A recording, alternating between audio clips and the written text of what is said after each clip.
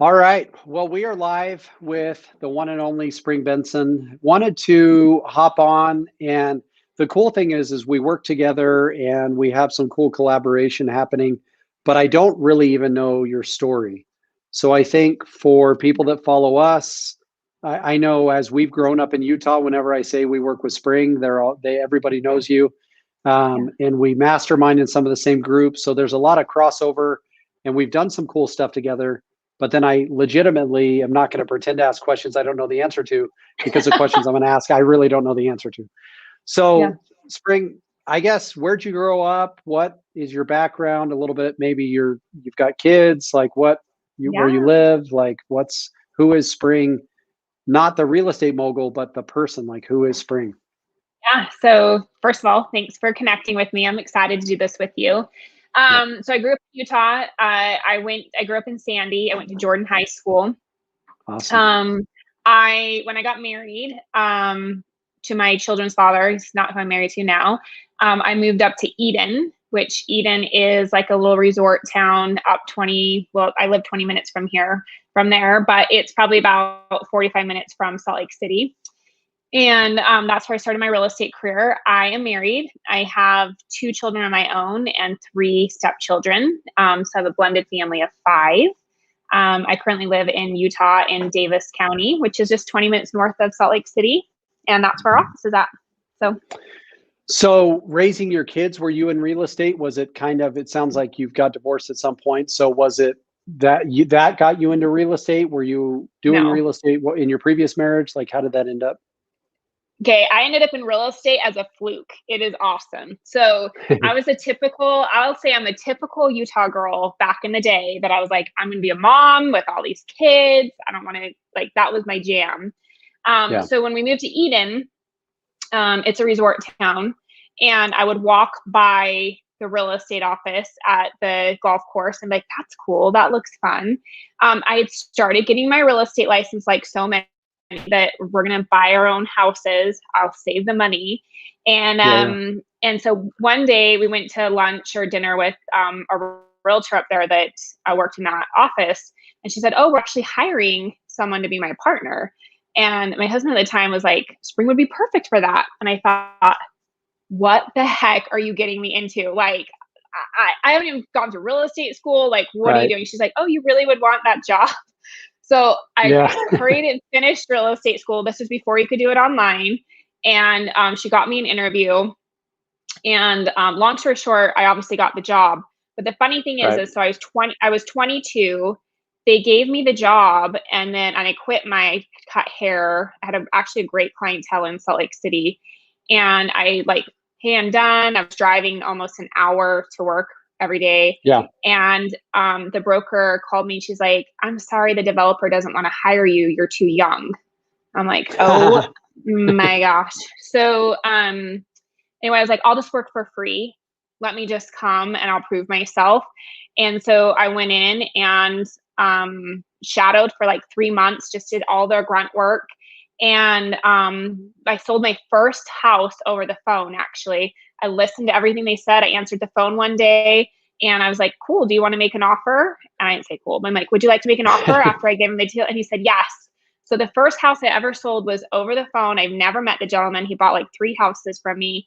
And from there, the developer was like, oh my gosh, she knows what she's doing. And so I Yeah. progressed from there. So that's my story. That's awesome. Mhm. So, and this was 2000 and Like 2002, 2003. So yeah. I stayed working for the developer, worked my way up, and ended up being their principal broker, sold thousands of properties up there. And the economy tanked 2008, Yeah. 2010. Yeah. Long story short, they filed bankruptcy and said, what do you want to do? Do you want to take over the brokerage? Do you want to start your own? And at that time, I got Realtor Magazine's 30 Under 30. I'd flown to Right. Chicago, and a lot of people were with Keller Williams, and it wasn't big in our area, but they had a lot of growth and training. And honestly, I'd worked in a little bubble. So Right. I made a decision to join KW, and the rest is history. That's how I started a team and did my growth. So KW from like, oh, when was that? 2010 till about the beginning of 2020, the end of 2019. Yeah. Okay. And you said So at about that 10 point, I'm years. going to start. You said, I think you were Realty One Group. You started a franchise up there, or? Yeah. So what happened is I joined KW, I built out a team. We became the largest team in Utah at the time. I think we still are. We're like top 1 or 2 in the state of Utah now. And I just was ready for something more. I thought, hey, I want to start my own brokerage. I want to do title, mortgage, all that stuff, the training we've all been in, ancillaries. Right. And the opportunity for me at that time what I wanted to didn't exist in my current ecosystem. So I didn't want to go do a boutique. So long story, I went and opened up a Realty One. I love the branding of Realty One. I do love the transaction-based model. I think you've ran that model before, where it's the 100% commission. It was awesome. And what I discovered though was I'm really not meant to be a broker owner. It's not as cool as people think it is. It turns out. And coming from a team owner, owning a brokerage, like where you make your money from the team and then how little you actually make on the brokerage by the time you pay for brokers and support and just everything. Toilet paper. Yes, like water, all of it. And also looking at the numbers I had to hit in order to have the profit margins I wanted to have. I'm like, man, I have to have a lot of agents in my little bubble. And I believe that I create, and in my organization, we create enough value that everybody should want to be in our bubble. But I also was like, if I can broaden that outside of my 20-mile radius, then this would be so much better. So, I just had to do a gut check of how I ended up at Real. Is I had to do a gut check of just saying, is this serving me? Do I see myself owning a brokerage for the next 10 plus years and building this? Or do I want to go do other things? And can I create something larger than what I am creating? I actually have a bigger vision than what we were creating. So I had to really let my ego go. And it was kind of weird to be like, I'm no longer an owner. But I ultimately made the decision to join Real, and I'm super pumped about it. It's been a blast so far. Yeah. So talk about your transition, because you and I think, have similar stories. We've been in the market for about the same. I got in 01. Yeah. We've done ownership. So at some point you were approached, and we'll just call them revenue share based real estate companies. Like there's real estate companies, agent owned companies that focus on networking and helping each other grow. And there's financial benefits from that. So your Realty One Group wasn't that. Our time owning, we've owned 2 different brokerages here in Las Vegas. They were basically commission checks for paychecks. Like they would bring commission packages, we'd give them a paycheck, and that was kind of the end of that relationship. And so at some point you were approached about revenue share in the past, and you passed up on it, because we all were within the last 4 or 5 years. We've all been there. So then what was different about the Real opportunity than the other agent owned revenue share companies that are out there? Like, why did you take Real so serious? Okay, so here's what happened is my husband is the CEO of Sisu, which is a real estate tech company. And most of the large teams use it now for all their metrics and stuff. And so I've been exposed that there are people just crushing it in every model. So I think I always had that like certain brand things. But what I was seeing is there were a lot of people in this revenue share model and the stock that were doing phenomenal. And they were offering great opportunity to their peers. And this model is really built off of helping each other grow, which I believe I'm a lighthouse, like meaning I attract people because I'm willing to. So I got intrigued because I was seeing what other people are doing, and I'm like, I can do that. Like, I believe I can create and do something awesome. So that was the first thing. Then I started exploring the options, and I think that I was attracted to it. I was 100% like, I'm going to do something in this space because I wanted outside of my little geographical bubble, as we talk about it. Right. But what really attracted me to Real was the opportunity to get in early. I really Right. I liked the stock. Honestly, the stock plan. I mean, the reality of it is like we do own part of the company with stock. Like, Right. so instead of it being like, hey, I'm an owner of my brokerage, no, we actually are. We're investors and owners in Real, and their stock program was very attractive. And then I also, the revenue share program for me made sense of how it was set up. I really liked being that it's set up that you are awarded higher on a dollar amount for your top tier people instead of your bottom. And Right. so that you can pour more into your top tier. Like that's who you should be focusing on. Instead of going huge, you could go deep with Right. them. And so those were like the reasons. But what really happened is that I had the opportunity. I sat on a call about Real and I was like, nah, Right. I'm not going to do this. It's too new. No, thank you. Blah, blah, blah. And then my husband had this roundabout the same time to on this business deal. I won't get into it. And he was like, and I had him on that call. And so he goes, you know what? Connect me with the CEO of Real. I want to talk to him. Mm. And so he got on the phone or on a Zoom with Tamir. Mm-hmm. And then he said, you know what? My wife wants to connect with you. And so does her business coach, because I wanted to involve him in my Right. conversations. And Right. so when I got in the process, I was like, yep, this is the right fit for me. So that's how it kind of started.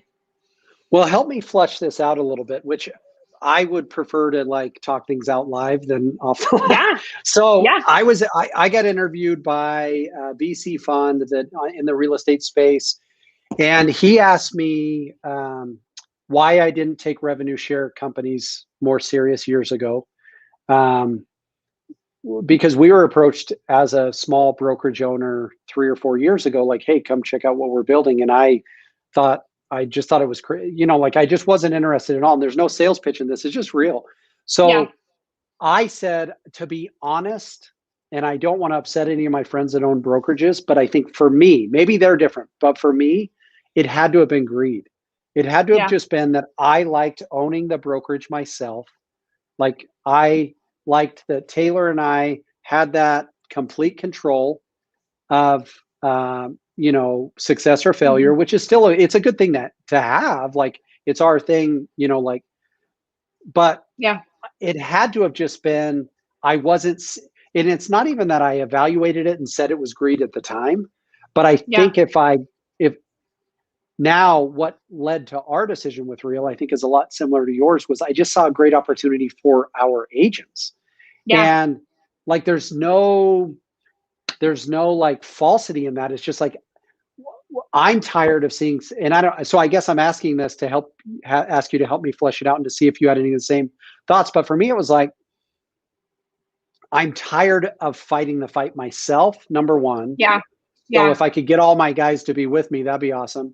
And then number Yeah. two, I'm tired of seeing the 65-year-old agent that was a killer in 1998 when the magnet game was strong, who Yeah. struggles now with technology, and they've closed thousands of deals, and now Yeah. they're literally working part-time to help. And I'm like, there has to be a better way in our industry than just the Yeah. traditional brick and mortar, give me a commission package and I'll give you a paycheck. So that's a lot to unpack. But as far as like greed Why? Yeah. on my behalf Yeah. as a broker, do you think that kept you from taking this opportunity more serious in the past, or am I just overthinking it? I that's not mine. I would say the reason I didn't take it serious was because I didn't understand it.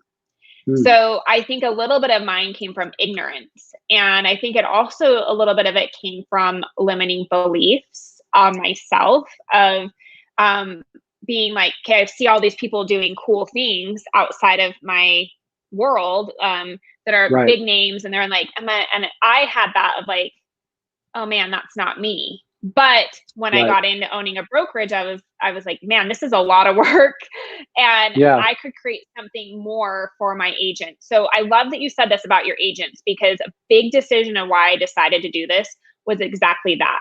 I was seeing that a lot of the agents, so we attracted in the brokerage in 9 months, 110 agents that came over, which I feel like is a lot for a brand new brokerage. Yeah, it's a lot. And a lot of them, a lot of them came from their friend working with us, and they told them to come talk to us or whatever. And so I started getting into it. I'm like, man, this would be such a cool opportunity as well for my agents to be able to get something from this, because if they refer somebody now or before, it was nothing. So I think it was ego of I want to own something. And then I think it was also not understanding how it all worked. And really, like, when I got in and looked at my financials of my own brokerage versus this, Joe, I've already made more money from the first 30 days in revenue share than I made all year of owning the brokerage when I actually look at the P&L of rents and brokers and all of that. So it really comes down to probably the ego component, you know. I will have to, can I tell you a story that happened today? Absolutely. Yeah. So I do a team meeting and I say, tell me what you're grateful for. We started out that way. Yeah. And one of my agents, he goes, I'm grateful for Jacob. Jacob's his best friend that just joined us 2 months ago. And we said, why are you grateful for Jacob? And he goes, I got a revenue share from Jacob. And he's like, I made, because Jacob closed 2 deals. He's like, I made $250 on one, $500 on the other. I got to pay my board dues. Plus, like, I had my first stock I've ever owned, because he got agent attraction stock. He's like, and it was all because he had told his friend to join our world. And he's like, this is the coolest thing. He's like, Spring, can you help me create more wealth? I'm like, absolutely, I will help you do this. Yeah. So it was just a cool seeing somebody in their 20s, like, I've never owned stock before, and all of a sudden he has that, and he's vesting his stock in the program and the rev share. I'm like, this is why we were doing it, is to help people create that. Well, and recently I've become exceedingly more jealous of people in one way. Like, I'm not jealous of looks. I'm not jealous of, like, I enjoy my life. So I don't get jealous because someone drives a nicer car than me. The one thing I become jealous of people is time. And so, like, we've got agents that are 22, 24, 26. I'm going to be 42 this summer. And I just tell them, like, bro, I'm so jealous of your time, because I've been doing this since I've been 21. So for the last 20 years, I've been a real estate agent, and we've been a part of 6,000 or 7,000 transactions. Made some really cool relationships and used that to build some principles of wealth. But I'm like, if I could go back and start at 21 with this type of model, and this is just real between you and I, like, this isn't, there's no salesmanship in this. I'm just like, if I was 21 and I started in this model, I can't even imagine where I would be in 20 years. And that's what I tell all of our young agents is, I'm like, this is like, because they don't know any different. They haven't done what you and I have done, which is close deals for 20 years, build teams, have people come and join and leave, and then go, I've got a lot of experience, but I don't have that equity in a company. I don't have residual income, meaning, like, over 20 years, I probably have established relationships with 600 agents in a team, in an attraction to a brokerage, whatever it is. If I had 600 agents in a revenue share model, like the ones that exist in the marketplace now, I mean, it would be game over, I would think. Now I got to go, man, if I build this till I'm 61, that's awesome. It would have been a lot cooler to build it from 21 to 41. Yeah. Yes, 1,000,000%. For me, the most attractive thing about this model, though, is the fact that we all grow together because of the revenue share. So when I started researching, I mean, like, where do I want to go? What do I want to do? It came down to, like, there was excitement about being in business with, like, you and other people that I'm like, that I could pick up the phone. Like, you and I text all the time, business stuff, and it's no big deal of, like, hey, help me, or vice versa. And it's just it's that synergy that this revenue share creates, because I believe that the traditional model is dying. I know it'll always be there, but it's a little bit broken. And I think about it and like, Kate, the average agent's getting trained by their local broker or in their local office. Right. But the cool thing about this is you, like at any stage in your career, can now plug into any of these worlds and like get the collaboration and the training from top minds that are all benefiting off of each other. I think Right. that to me was like, is like where you go say, hey, can you, if I wish I could go back, yes, the revenue share, heck yes. But if Right. I could go back and be like, man, if I could have Joe and if I could have Spring and all these other people that at my fingertips of like, hey, Right. can you, I have a question, or hey, they're plugging into all of this. It's like, it's game on, in my opinion. Like unstoppable to not have to it's in your bubble, in your world on a daily. So Well, tell me this. So we'll kind of wrap it up, but tell me like what has been better than you thought it would have been, like in the transition. What's been easier and more awesome than you thought? What's been a challenge with the transition? And like what would your advice be? I mean, because I find myself on the daily having conversations with a guy that owns a brokerage with 100 agents, a experienced agent that does 20, 30 deals a year that wants to take it to the next level, and the yeah, new agent. So if there yeah. was a piece of advice to cover all those, so what's better than you thought it was going to be? What's been a little bit more challenging? And then what's your piece of advice to agents in whatever stage they may be in as far as, the future? So all of it's been amazing. I think I tell you all the time, I'm like, I'm having a Right. blast with this. This is Right. super fun. Right. We transitioned over quite a few agents. So that was a little bit of a challenge, but not a challenge of just more than it just is that. Sure. On what's been great is Real has been fantastic. Their support team and their ops team have been super responsive. So that's been nice. It's been interesting to see how many people are reaching out of just like, hey, I'm curious, like help me understand that. So that's been a really Right. fun component of it as well. What's been So hard? really quick. Yeah. So Yeah. how many people did you transition over with? And I think I have a pretty good idea of where you're at now, but because part Yeah. of building this world is saying, um, so there's 2,400 people in the Real broker. And to be honest, even outside of Real, we both talk and mentor a lot of people who are at Yeah. other companies. So Yeah. your Real network though started with 60 something agents and has Yeah. blown up really fast. Yeah. So Where is it at now?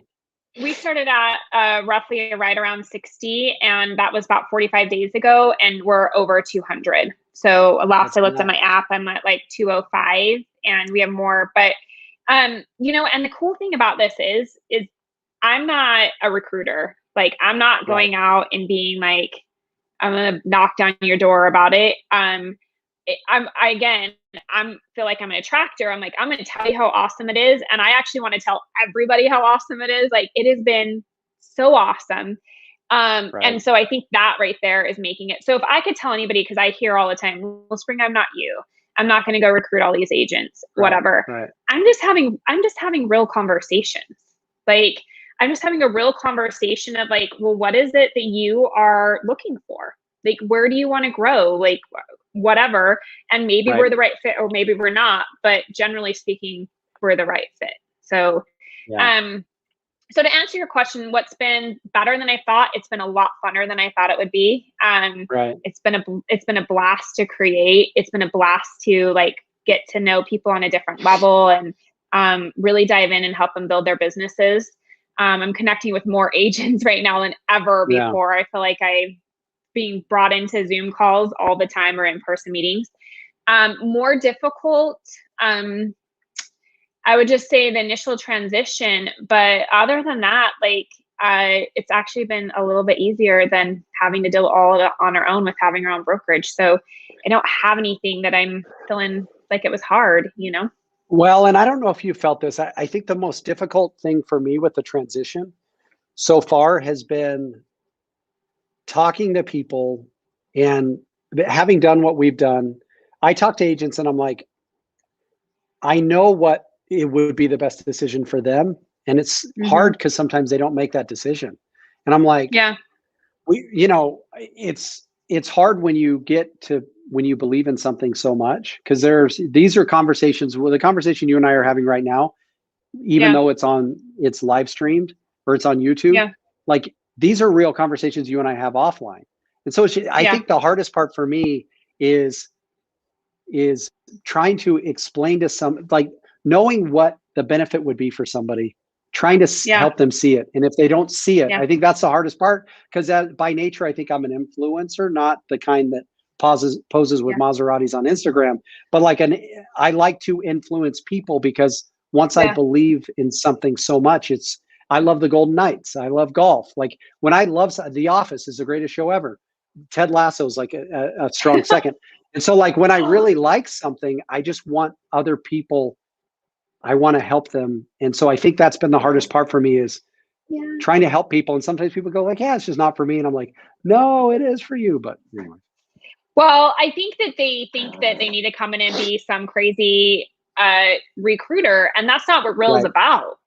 Like that's where I think I do struggle, is like, it's not about coming and being a crazy recruiter. It's about being a kick-ass agent, like being the best agent that you can be. When you do, you have the option for a stock program that they grant you back stock, which I don't know any other brokerage, well, maybe one, but they grant you back stock for investing in it. You also have the opportunity, if you choose to help grow the company, that you will make revenue off of those people that come. That's it. And generally what I think where I struggle is that most really good agents attract somebody, whether it's their best friend or whatever. So they're going to attract somebody. If you attract that person, you're getting 5%, so 33% of what they pay real back. So even if you attracted 3 people in your whole time, it basically pays for your cap for the whole year. Plus you're getting stock. So the way that I look at it, it's like, it's a no-brainer that you're basically working for free. Like you have a brokerage for free with a massive upswing, And so I'm on the same page with you 100% that when they don't see it, I'm like, well, you don't have to go be a recruiter. You just get the opportunity for doing your job and being a great agent to get awarded with stock options. And if you happen to bring somebody in the company, they'll reward you for it. Right. I love it.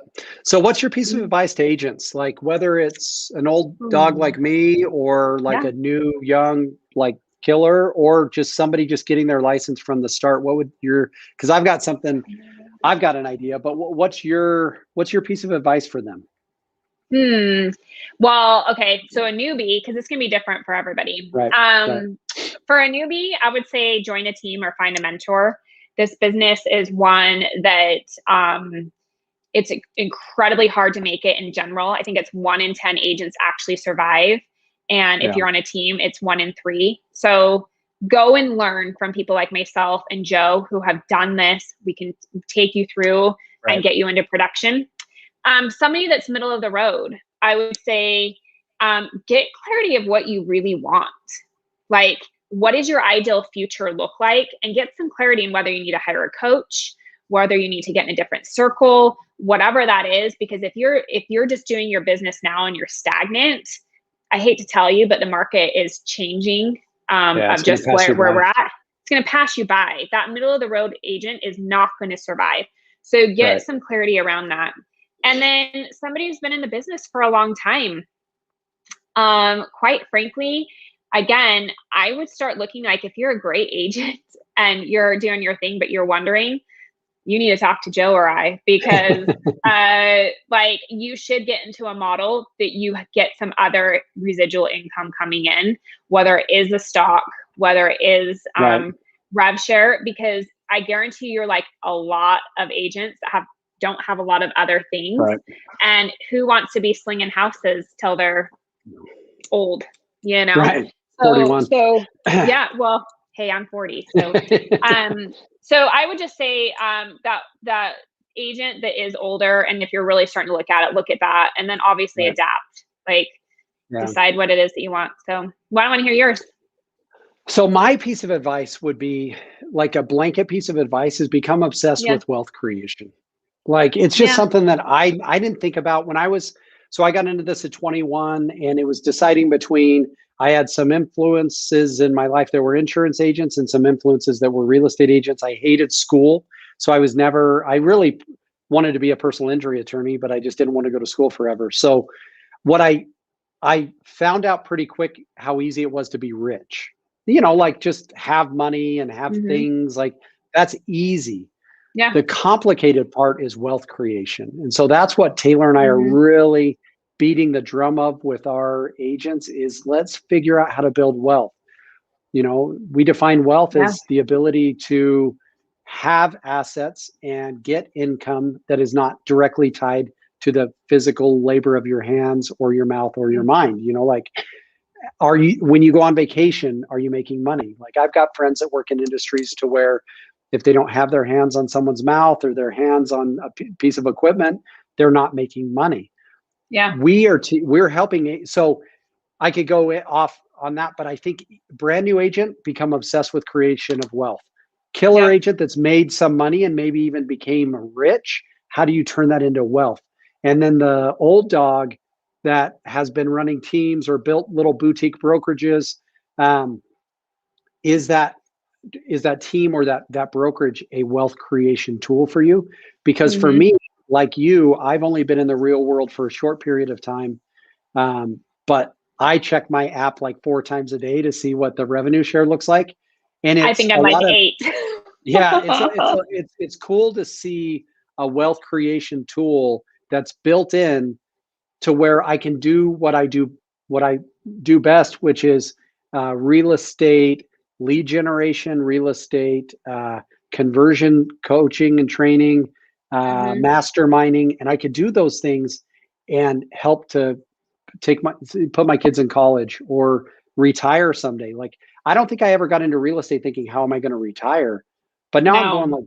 like 20 years went by really quick, and if Yep. I'm not smart about the next 20 years, then I'm going to be that agent sitting there at 61 going like, hey, can somebody show me how to work this Ready Player One environment we're in and sell some houses because that it I can keep up right now, but Yeah. in 20 years, I mean, I might be that old dog going like, I don't know how to use Facebook. And so I Yeah. think obsession with wealth is really important right now because when you're obsessed with wealth, as opposed to just getting a paycheck, you think differently, you invest Yeah. differently, you work differently, you inspire and receive inspiration differently because it's all about wealth creation and not just how do I get a check to buy the next thing. I freaking love that. Like I love so you and I are in the same mastermind that's all about that. Right, right, I will say this that I did hear one time somebody state like real estate is there for you to make your commission so you can invest it or right. the opportunity to see and have the front like opportunity of if there is a property you should buy or flip or whatnot, you know? So those Right. just use their commissions to buy the fancy cars are the ones they're going to be selling houses till they're 70 or Forever. 80, right? Exactly. Forever. Exactly. Yes. All right, Yeah. Spring. Well, I really enjoyed hearing your story. Like I said, we've been working together. We're aligned and doing our best to help inspire each other's people. But to hear kind of your entry into the real estate world, I think it's super cool. Um, I love your analogy of being a lighthouse. Like it's Yeah. there's not enough abundance minded people in our industry. I think grew up in Remax and we'll get into my story someday, but I just felt like an island. And if I discovered a little way of doing something, I kept it as my precious little secret. And Yeah. people with abundance mindsets that are willing to share the things that have helped them be successful. And I love how authentic you are about the opportunity with real. There's no like your excitement is just as much now on a live video as it is in a text message or it is as you onboard some awesome agents that are killing it. And it's real Yeah. excitement and it's authentic. And I think Mhm. so we were approached, we'll get into it another time, but I've told you before, we were approached by another brokerage that wanted to buy us and basically buy Mhm. Taylor and I. And what ultimately led us into real, which we'll get into next time, was the thought that I couldn't wake up excited to grow a broken old business model. But now I wake up every day excited to come and help continue to grow what we're building here. So thanks so much for being willing to hop on. Okay. Thank you for having me. Hey, talk to you soon. Absolutely. Bye.